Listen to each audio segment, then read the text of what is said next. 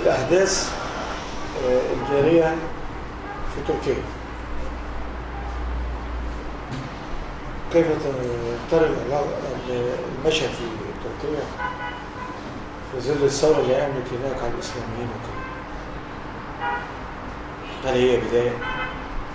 هي البداية طبعا. هي البداية زي ما حصل كده في كل البلدان. أنا قلت قبل كده إن البلاد الآمنة ستتحول إلى ثورات. ساترون أورانوس بالحمل، وإحنا خلاص بدأنا هو الكرامات بانت يعني. أورانوس كوكب العنف والفوضى الخلاقة والثورات والبراكين، في برج الحمل برج ناري. هذا عشان أنا برج ناري. طيب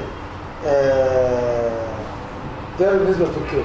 هل يحدث في تركيا ما حدث في مصر وسوريا وتونس وليبيا والعراق؟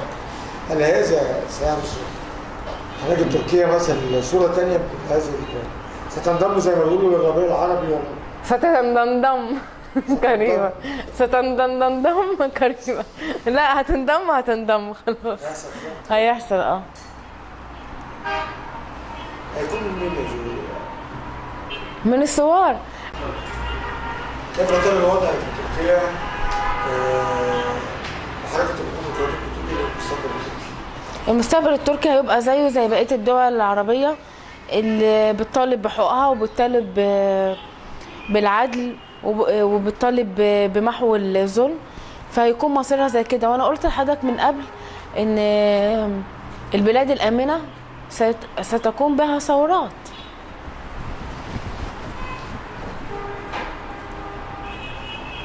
هو بيحثك عن التابوت انتوا مفيش حاجة تستخبى عليكم؟ انا بصراحة بيتهموني بالثورة في تركيا. انا كنت رايحة البحث التابوت في تركيا لوزارة الثقافة عشان ابحث عن يعني معلومات عن التابوت. فحقيقة في الوقت اول ما نزلت ساعة ساعتين اهو في ايه، اصل شجرة اتقطعت في منطقة تقسيم في نفس المكان اللي انا كنت نازلة بالاوتيل فيه. قلت ما شاء الله هم مستنيين. طبعا الغاز المسيل عمل الواجب معايا وانا عندي جيوب انفيه تعبانه وعناية ما كنت شايفه من غاز مسيل للدموع. وهنا قاعده في الاوتيل كان بالليل الساعه 2 هنلاقي طوب كسرت لي لدرجه شكيت ان الرئيس بعت لي حد.